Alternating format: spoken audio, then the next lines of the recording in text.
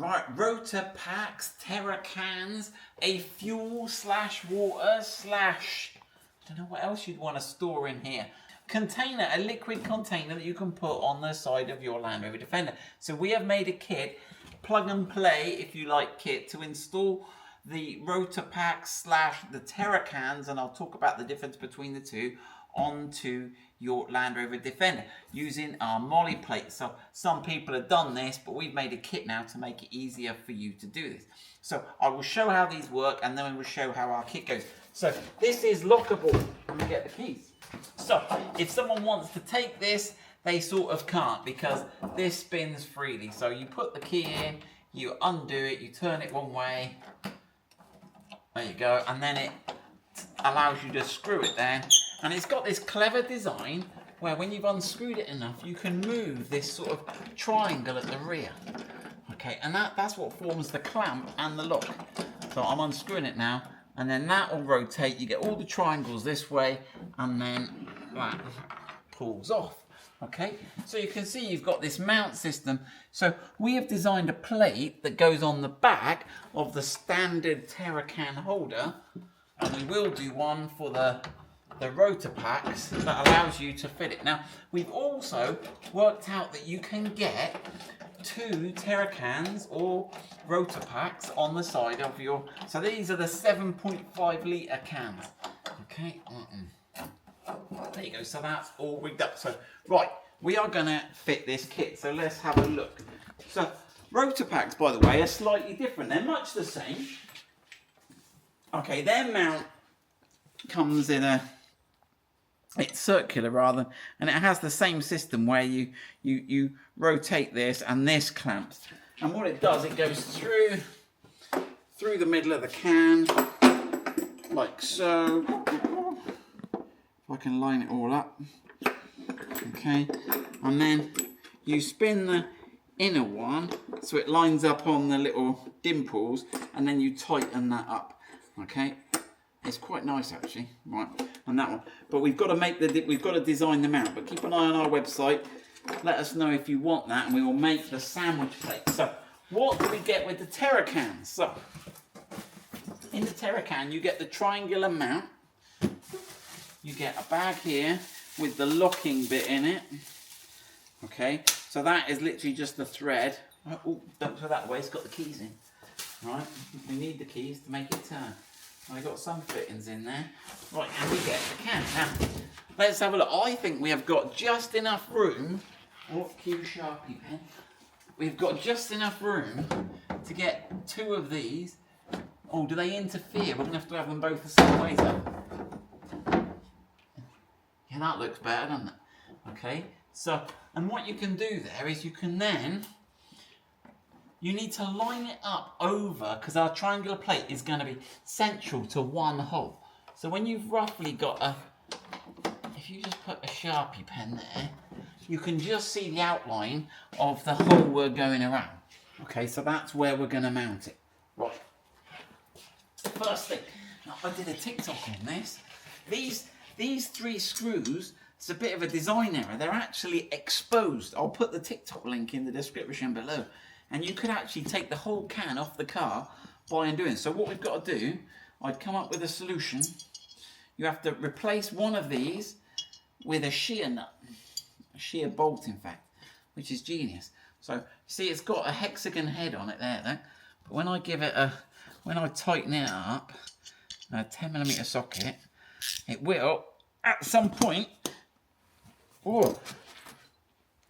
shear off. So you can see the hexagonal head is sheared off, so no one can undo that now. But that's, someone said, well, no, you'll never get it off your car. But that's not the mount, that's just the actual sort of end plate. So that never needs to come off. Right, so we've got that. Right, so then we've got to get, in the kit we supply, is a 2mm aluminium back plate that's going to sandwich. So what's going to happen, our molly plate is sandwiched between these 2. And it's clamped. So we've used cage nuts. Cage nuts don't get out enough, do they, Zach? We like cage nuts. Now these holes are square, I'm pretty sure. Yep. And the best way to insert a cage nut, there's various ways, but I was using this little ruler I found around and just push the ear in. Okay, and then it snaps in, okay? So make sure you get them all sticking out the same side. Doesn't really matter. Get the one ear underneath. Slip the other one in.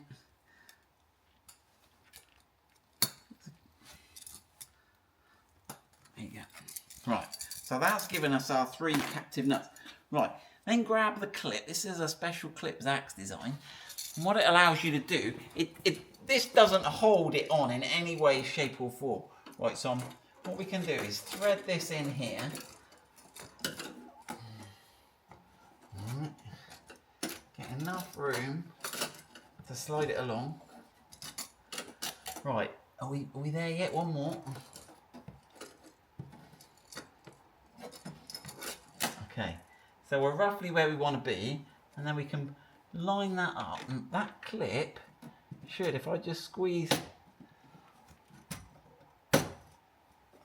that clip is only there just to hold that, so I can now get the screws in.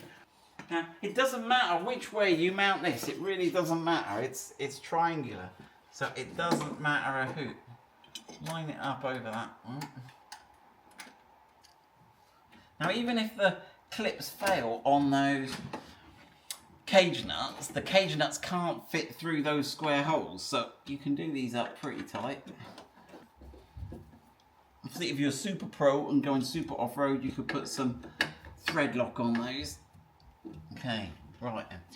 Right, so that's ready now, so we should get this can, the one down here I had already. Right, okay, that fits over. That's perfect. Right, now we've got to get our locky bit. So the first time you use this, keys. Don't lose your keys, you've got 2 keys. So you will just spin this forever, we'll never get it in. So let's just, at some point it rotates, there you go. Right, and then we can spin that in. So while I'm spinning this in, you can see where the design error was. If you didn't have the shear nut, all 3 of the fixing mounts of that end plate were exposed. So you can see why we needed that. Right.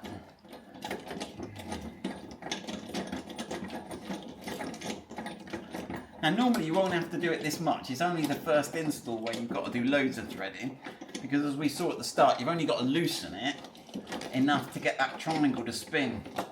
How much does it have to spin, right? 120 degrees. Yeah. Or is it 120 degrees? No, it's 60 degrees, isn't it? Right, so when that's tight, you can then remove your key, okay, take your little bit of blue paper off, plastic, and that's it done, isn't it, that? Right, can we open the rear door? So we actually had this mounted one over, and then this one was so close it was in danger of fouling on the rear door. So we can get on our molly plate, we can get 2. There's possibility to put a bit of neoprene rubber at the back if you want. It might reduce a bit of vibration. I don't think it's that serious, but there we go. Molly plate adapters. Zach's busy working on the genuine one for the Rotopax, exactly the same concept. Let us know if you've got any thoughts, comments. Have we covered it all, Zach? I think so. Yeah. Alright, catch you later. Right, so we've got 2 caps at random, and I was just thinking, do I need 2 keys? And I better like make one red and one black or something, but I have a feeling they might all be the same.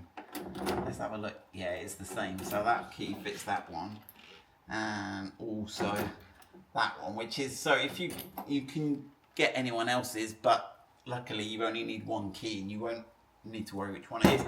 Right, there you go. Good luck with that.